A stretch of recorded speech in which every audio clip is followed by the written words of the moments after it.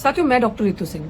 बहरहाल हम लोगों को सोशल मीडिया पे बहुत पहले ही जुड़ जाना चाहिए था, लेकिन खैर वक्त ने जब इजाजत दी, आप सबके सामने चुनावी माहौल के बाद चुनावी नतीजे 4 जून को आपने उसका प्रमाण देखा और इसके सामने एक बहुत बड़ी साजिश जो खुल के नजर आई। मैं नहीं जानती कि आप उस साजिश को देख पाए या नहीं देख पाए, मैं नहीं जानती कि आप वो चालाकी पकड़ पाए या नहीं पकड़ पाए, लेकिन हम उस चालाकी को समझ भी पाए और पकड़ भी पाए। अचानक से वो दर्द, अचानक से गोदी मीडिया का, इंडियन मीडिया का कंप्लीटली एक डिफरेंट नैरेटिव चलाना, जिस इंडियन मीडिया ने पूरे चुनावी दौर के माहौल में एक बार भी उन लीडर्स का जिक्र नहीं किया, एक बार भी टीवी अखबार ने ना ही दिखाया, ना ही अखबारों ने उन लीडर्स के बारे में छापा। सिर्फ और सिर्फ साजिश के चलते एक बड़ी दलित नेता को खत्म करने की कोशिश की गई। एक बड़ी दलित नेता जिसका एक बड़ा चेहरा, जो दलित आदिवासियों के लिए बहुत मायने रखती है, सिर्फ और सिर्फ इस मीडिया ने चुनाव के नतीजों के बाद उसको खत्म करने की साजिश रची। एक नैरेटिव ऐसा चलाया, अखबारों ने ऐसा छापा, हर एक उस इंसान का इंटरव्यू, ओपिनियन छापे जो कभी मैटर ही नहीं किए होंगे, जो हमेशा उस पर्टिकुलर तबके का बुरा ही चाहते होंगे, हमेशा उनके बारे में इग्नोर ही किया होगा, उनके बारे में कभी दिखाया नहीं होगा। एक बड़ी दलित नेता को मिटाने के लिए, खत्म करने के लिए साजिश रची गई। और मेरा ये मानना है, और तमाम वो लोग जिनके बीच में आज ये बात रख रही हूँ, तमाम वो लोग जो दलित, आदिवासी, पिछड़ा समाज, माइनॉरिटीज, मुस्लिम, क्रिश्चियन, दलित, बौद्ध, ये एक जो बहुसंख्यक तबका बनता है, मैं इनके बारे बीच में ये बात रख रही हूँ। मुझे लगता है आप मेरी बात को काफी हद तक समझोगे। मैं ये बात का एहसास दिलाना आपको क्यों जरूरी है कि इंडियन मीडिया और इंडियन पॉलिटिक्स खास करके अगर मैं बात करूं तो एक दलित बहुजन राजनीति के बिना अधूरी है, और एक दलित लीडर के बिना, ट्रू लीडरशिप के बिना इंडियन पॉलिटिक्स कभी सर्वाइव भी नहीं कर सकती और कभी चल ही नहीं सकती, जो उनकी सही, उनके हकों की बात करता हो। और इंडियन मीडिया ने आपको क्या दिखाया? अपने दिल पे हाथ रखिए और पूछिए अपने आप से कि इंडियन मीडिया ने पिछले 4 महीनों से, 3 महीनों से, जब से ये चुनावी माहौल बना है, सिर्फ आपको 2 चेहरे दिखाए और 2 विकल्प दिखाए, नरेंद्र मोदी वर्सेस राहुल गांधी। सिर्फ ये 2 चीजें करके दिखाई। कभी इन्होंने बात ही नहीं की बहन कुमारी मायावती जी की, कभी इन्होंने बहुजन समाज पार्टी की बात ही नहीं करी। और मुझे एक बात आप बताएं, मैं उस समाज से, उन लोगों से ये चीज पूछना चाहती हूँ जो आज ब्लेम गेम खेल रहे हैं कि हम लोग हार गए चुनाव, बीएसपी की वजह से 16 सीटें बीजेपी ले गई। तो मुझे एक बात बताओ भाई, ठेका लिया है क्या? डेमोक्रेसी है, डेमोक्रेटिक कंट्री है वो। इस डेमोक्रेसी में एक नेशनल पार्टी सभी की सभी, पूरी की पूरी यूपी की सीटों पे चुनाव लड़ेगी, और जब देश में चुनाव होगा तो पूरे देश में अपने दम पे चुनाव लड़ा जाएगा। पार्टी की गलती नहीं, गलती उन लोगों की है जो ये भूल जाते हैं हमारा असली घर कहाँ है। गलती कोई बात नहीं, स्ट्रैटेजी कभी फेल होती है, कभी हिट होती है, स्ट्रैटेजी बदली ऊपर नीचे जा सकती है। आप लोग जो आज पिछले 1 हफ्ते से ये नैरेटिव चल रहा है, उन लोगों को भी मैं बताना चाहती हूँ। मैं उस सवालों के भी जवाब दूंगी जो आप लोग मुझसे कर रहे हो, लेकिन मैं आप लोगों को ये बात जरूर बताना चाहती हूँ, गांधी परिवार के पीछे कांग्रेस है, बीजेपी के पीछे आरएसएस है, दलित, आदिवासी, बहुजनों, आपके पीछे क्या है? क्या है? किधर खड़े हो? इसने लात मारी तो इधर, इसने लात मारी तो इधर, दोनों में बस डोलते रहना है। आपके पीछे क्या है?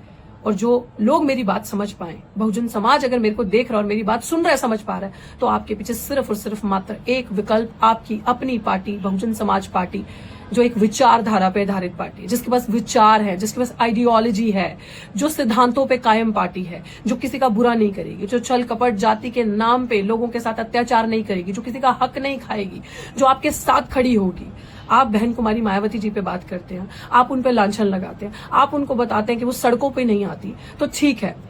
आप आज मुझे बताएं कि दिल्ली विश्वविद्यालय से मैं पढ़ी हूँ, दिल्ली विश्वविद्यालय में मैंने आंदोलन किया, डॉक्टर रितु ने, दिल्ली विश्वविद्यालय में तमाम टीचरों को डिस्प्लेस किया गया, हटाया गया। तो आप मुझे इस चीज पे बता दें कि कहाँ ये जो गठबंधन, ये जो इंडिया अलायंस अभी बना है, कितने धरने किए उन्होंने, कितने सड़कों पे उतरा ये इंडियन अलायंस, कितना ये जो गठबंधन बना है, कितना जो टीचर्स डिस्प्लेस, जिनकी थाली से निवाले छीने गए, उनके लिए आके सड़कों पे बैठ के धरना की और मांग करी न्याय की, और बोला कि इनको वापस प्लेसमेंट दी जाए, वापस इनको लिया जाए जॉब्स पे, इनका डिस्प्लेसमेंट गलत है, हम इनके लिए धरना करेंगे। क्या आम आदमी पार्टी, क्या कांग्रेस, क्या अन्य अलायंस का जो पार्ट बने हैं, समाजवादी पार्टी या और पार्टीज ने कितने धरने आपके लिए किए, कितने सड़कों पे आपके लिए तमाम लड़ाइयां लड़ी, या 229 दिन का धरना जो आपकी बेटी डॉक्टर रितु करके आई, उसके लिए कितना साथ दिया और कितना बैठे। बहुत आसान होता है कि जब आपका कोई लीडर बैठा है ऊंची पदवी पे, क्योंकि वो दलित समाज से, क्योंकि उन्होंने सब सहा है और वो महिला है, बहुत ईजी होता है पानी उस तरफ गिरना जहां ढलान है, लांछन लगाना, ये बहुत आसान है ये काम करना। लेकिन आप याद करें वो दौर, और डॉक्टर रितु से आप ये पूछते हैं कि ऐसे तमाम अभी मैं कमेंट्स के स्क्रीनशॉट्स डालूंगी, आप जरूर देखिएगा। मुझे लोगों ने ये सवाल किया कि लीडर तो आप बहुत अच्छी हैं, बहुत अच्छा काम किया आपने, बहुत अच्छा डिसीजन लिया पॉलिटिक्स करने का और पॉलिटिक्स ज्वाइन करने का और चुनाव लड़ने का, लेकिन पार्टी बहुत गलत चूज करी। मतलब आप जानते भी हैं मुझे आपके वेरिफिकेशन की, वैलिडेशन की जरूरत नहीं है, एंड यू आर सेइंग कि we use to follow you. Please don't follow me, क्योंकि आप मेरे सिद्धांत, आप मेरे विचार कभी नहीं समझ सकते, आप उन चीजों को, उस दर्द को कभी नहीं समझ सकते। डॉक्टर ऋतु ने जो स्टैंड 10 साल पहले से, जब से संघर्ष करिए, जो लिया था, आज भी उसी स्टैंड पे खड़ी है। आज भी वो स्टैंड कायम है, आज भी वो विचारधारा, वो अम्बेडकरवादी, वो समानता की, स्वतंत्रता से पहले जो समानता की बात करता हो, जो सिद्धांतों पर चलने का, जो सर ना झुकाता हो, जो हर एक को उसके राइट्स की, अधिकारों की बात करता हो, आज भी उन सिद्धांतों पर खड़ी है। अगर किसान का आंदोलन चल रहा था तो किसान मजदूर का नारा लगा के बुलंद आवाज थे, उनकी आवाज बनी। सीएनआरसी में अपने दलित गरीब भाई जिनके पास दस्तावेज नहीं है, अपने मुस्लिम भाई जिनको सताया जा रहा था, भाई बहन जिनके पास दस्तावेज नहीं है, जिनके पास पर्चे दिखाने की बात की जा रही थी, तो बुलंदियों से उनकी आवाज उठाई। हर आंदोलन में पहलवान बच्चों के साथ, जब देश का मान सम्मान उनके साथ अत्याचार हो रहा था, उनके साथ कंधे से कंधा मिला के खड़ी रही, और जब अपनी बारी आई, जब अपनी बात आई, तो वो न्याय, वो इंसाफ जो रोहित वेमुला से लेकर डॉक्टर ऋतु को मिलना चाहिए था, उसके लिए बुलंद आवाजों में लड़ी। अपना आंदोलन करते करते ये एहसास हुआ कि इतनी पावर, इतनी ताकत हम लोगों में, हमारे समाज में है कि हम एक हो सकते हैं, लेकिन सिर्फ और सिर्फ कमी है तो कलम की ताकत की। क्योंकि कलम की ताकत उनके पास है, इसलिए क्रिमिनल अभी तक कुर्सी पे कार्यरत है, अभी तक वो कुर्सी पे प्रिंसिपल बनी बैठी है, और वो इसी संघ के प्रिंसिपल है जिस संघ के झंडे डंडे दरियां आप बिछाते हैं। इसी संघ की वजह से, इसी आरएसएस की वजह से वो प्रिंसिपल वहां पे बैठी है। तो आप बात करते हैं इस समानता की, आप बात करते हैं उन पार्टीज की, आप बात करते हैं इन सारी चीजों की कि ये आपके साथ फेयर एंड जस्ट ट्रीटमेंट करेंगे। तो डॉक्टर ऋतु सिंह को ये डिसीजन लेना पड़ा कि चुनाव लड़ना है और उस विचारधारा को ऊपर उठाना है, मान्यवर साहब कांशीराम जी की। और दूसरी बात कि डॉक्टर ऋतु सिंह ने चंडीगढ़ से चुनाव क्यों लड़ा, डॉक्टर ऋतु सिंह ने बीएसपी की सीट से चंडीगढ़ से चुनाव क्यों लड़ा, तो मैं आपको आज आप लोगों के सवालों के जवाब दे दूं कि आप सबने कहा कि डॉक्टर ऋतु सिंह ने बीएसपी की सीट, बीएसपी एक नेशनल पार्टी है और राष्ट्रीय स्तर की पार्टी और एक बड़ी पार्टी, और उससे चुनाव लड़ना इसलिए जरूरी था क्योंकि उसके विचारों को हम जैसे युवा आगे लेकर जाएंगे। वो फ्लेम, वो जो आग आपके अंदर मान्यवर साहब कांशीराम जी ने लगाई थी, कहते हैं ना, मान्यवर साहब कांशीराम जी के लिए एक नारा बहुत प्रसिद्ध है कि तेरी नेक कमाई तूने सोती कौम जगाई। और एक्चुअली में हम लोग सो गए थे, हम लोग बाबा साहेब भीमराव अम्बेडकर को भूल गए थे। अगर साहेब कांशीराम जी नहीं होते तो हम लोग याद भी नहीं कर पाते। वो सिख, वो पंजाब का पंजाबी, दलित, सिख, जट समाज के हो, चाहे वो किसी भी समाज के, वो याद रखेंगे। मान्यवर साहब जब चले थे रास्ते पे चुनावी दौड़ में सबको एक करने, एससी एसटी ओबीसी माइनॉरिटीज तबके को, दबे कुचले तबके को एक करने, तो उन्होंने कहा था कि मेरा मैनिफेस्टो, पत्रकारों ने पूछा क्या है, तो उन्होंने कहा साहिब श्री गुरु ग्रंथ साहिब मेरा मैनिफेस्टो है, क्योंकि वही एक ग्रंथ ऐसा है जो छल कपट, जो ऊंच नीच नहीं करता। और इसी के सिद्धांतों पे मान्यवर साहब की बहुजन समाज पार्टी बनी थी, और उन्हीं सिद्धांतों को, उसी लेगेसी को, जिसको बहन कुमारी मायावती जी एक जो सबसे बड़ा नारीवाद का चेहरा बन के उभरी और वो उसको आगे लेकर चली, आज वो लेगेसी हमें आगे लेकर जानी।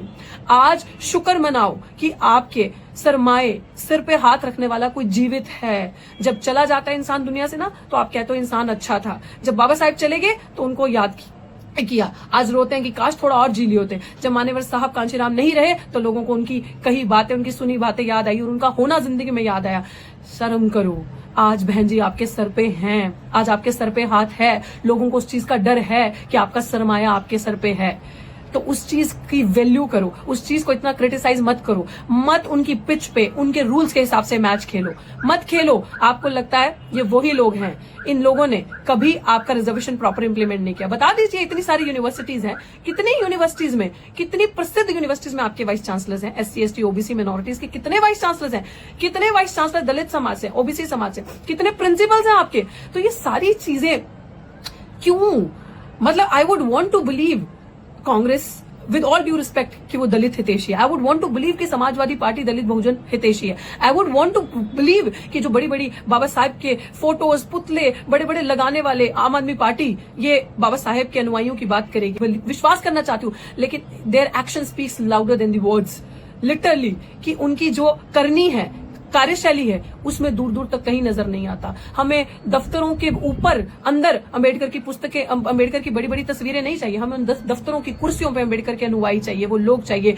जिनके हाथों से उनके महापुरुषों ने कलम पकड़ाई थी, आज उनके हाथों से आपने कलम छीनकर उनके हाथों में दोबारा आपने झाड़ू पकड़ा दिया। और मैं सच बताऊं, हम लोग जो एक्टिविस्ट हैं, हम लोगों की वजह से आज मजबूरी बन गई इन लोगों को दलित, आदिवासी और अंबेडकर के बारे में बात करने की, बहुजन समाज के बारे में, जातिगत जनगणना के बारे में बात करने की इनकी मजबूरी बन गई। हम लोगों ने वो पर्चे झेले, हम लोगों ने वो डंडे, वो लाठी, पुलिस की वो डिटेंशन होना, वो डिटेन होना, वो जेलें हम लोगों ने झेली हैं। हम लोग जेलों तक पहुंचे आंदोलन करके, जिसमें हमने दलित आंदोलनों की बात करी, जिसमें हमने रिजर्वेशन को प्रॉपर इंप्लीमेंटेशन की बात की, SC/ST एक्ट के डिल्यूट हो रहा था उसको बचाने की बात करी, रोस्टर मूवमेंट लड़ा हमने, इस तरीके के बड़े बड़े एब्जॉर्प्शन मूवमेंट लड़े। जब हमने ऐतिहासिक मूवमेंट्स जब लड़े, आंदोलन को सड़कों पर जीवित रखा, उस वजह से सरकारों को एहसास हुआ कि कितना जरूरी है इंडियन पॉलिटिक्स में दलित बहुजनों की बात करना और दलित लीडर्स को जिंदा रखना।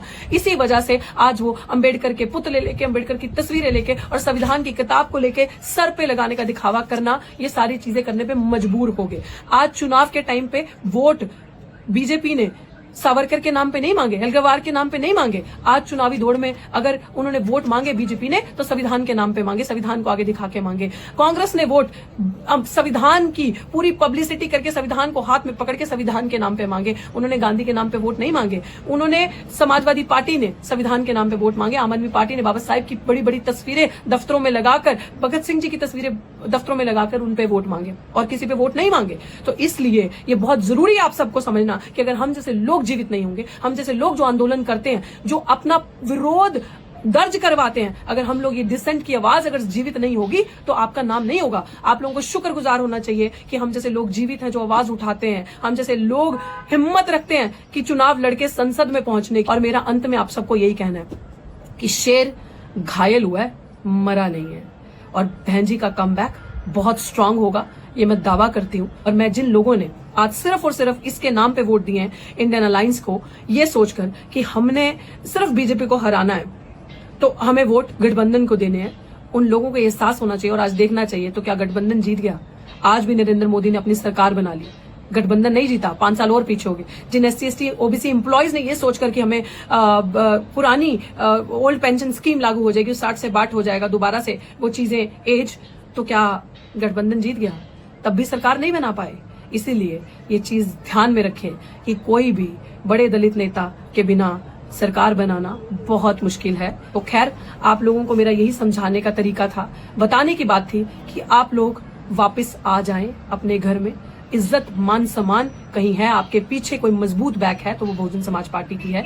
वो आइडियोलॉजी, विचारों पे बेस्ड पार्टी है। तो आप लोग वापस जब अगले चुनाव आए तो अपनी पार्टी को मजबूत करें, जो आपके लिए लड़ेगी, जो आपको सब कुछ आपके हक दिलवाएगी, चाहे वो प्रमोशन में हो, चाहे वो वाइस चांसलर, प्रिंसिपल बनाने तक हो, चाहे IAS ऑफिसर, DC, कलेक्टर बनाने तक हो, नेता बनाने तक हो, तो वो काम आपकी अपनी पार्टी करेगी जिसके पास विचार हैं।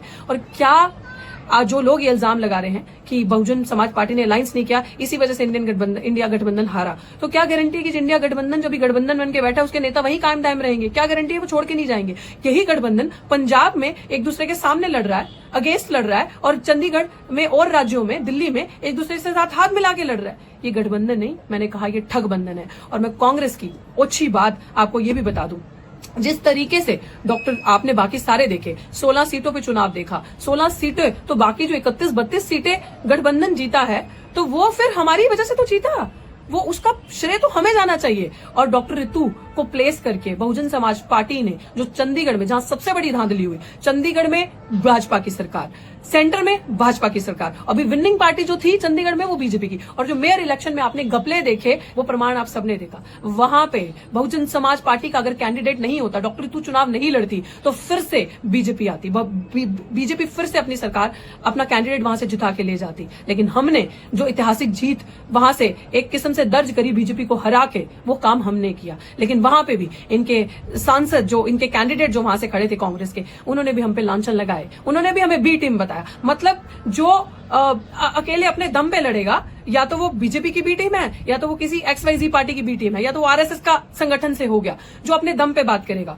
मैं आपको वो पोस्ट और वो वीडियो शेयर करूंगी कि कांग्रेस के नेता जो कैंडिडेट वहां से खड़े थे, कितनी अच्छी राजनीति पे, कितनी अच्छी हरकतों पे आगे कि उनके IT सेल ने, जब मैंने उनसे डिबेट के लिए ओपन चैलेंज एक्सेप्ट किया, तो उनके IT सेल ने एक मेरे लिए इतनी गंदी वीडियो बनाई और कुछ पोस्ट डाले। ये वीडियो लंबी है, जरूर देखिएगा, और ये वीडियो देखिएगा कि कांग्रेस एक दलित बहुजनों को नीचे गिराने के लिए किस हद तक गिर सकती है, और इनके नेता किस हद तक, कांग्रेस के नेता गिर सकते हैं। क्योंकि मैंने आपसे सवाल किया और आपके पास सवाल के जवाब नहीं थे। मैंने आपसे पूछा कि ये दोहरा चरित्र कांग्रेस का कैसे, कि आप एक तरफ संविधान को हाथ में लेके चल रहे हैं अम्बेडकर का, और दूसरी तरफ अम्बेडकर के दिए हुए गरीब समाज के रिजर्वेशन को चैलेंज करके बोलते हैं कि आर्थिक तौर पर होना चाहिए, रिवाइज होना चाहिए, उसका जो बेसिस है वो कास्ट और क्रीड, जाति और नस्ल के आधार पर नहीं होना चाहिए। जो मैंने सवाल पूछा आपके पास जवाब नहीं थे। तो बहुत बड़ी